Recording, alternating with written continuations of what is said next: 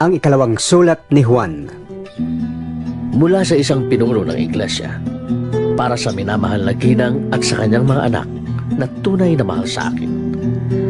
Hindi lamang ako kundi ang lahat ng nakakaalam ng katotohanan ang nagmamahal sa inyo, sapagkat ang katotohanan ay nasa atin ngayon at magpakailanman.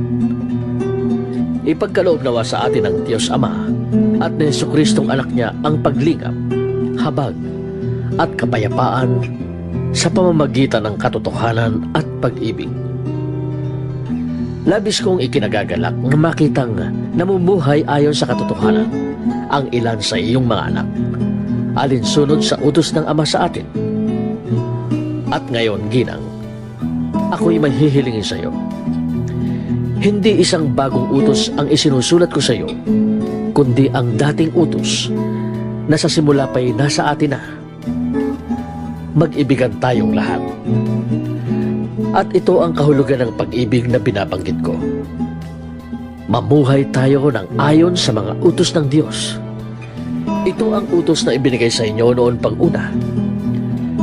Mamuhay kayo sa diwa ng pag-ibig. Sapagkat nagkalat sa daigdig ang mga mandaraya, mga taong ayaw kumilala na si Jesucristo'y naging tao. Ang ganoong mga tao'y mandaraya at antikristo. Mag-ingat nga kayo upang huwag mawala ang ating pinagpaguran. Sa halip ay lubusan ninyong makamtan ang gantimpala. Ang hindi nananatili sa turo ni Kristo, kundi nagdaragdag pa dito, ay hindi nagpapasakop sa Diyos. Ang sino mang nananatili sa turo ni Kristo ay nagpapasakop sa Ama at sa Anak.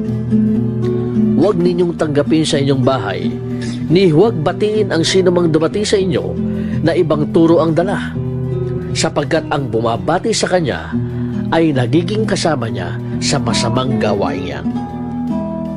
Marami pa sana akong sasabihin sa inyo, ngunit hindi ko nasasabihin sa sulat. Sa halip, ako'y umaasang makakapunta diyan at makakausap kayo ng harapan upang malubos ang ating kagalakan. Kinukumusta ka na mga anak ng iyong minamahal na kapatid na babae.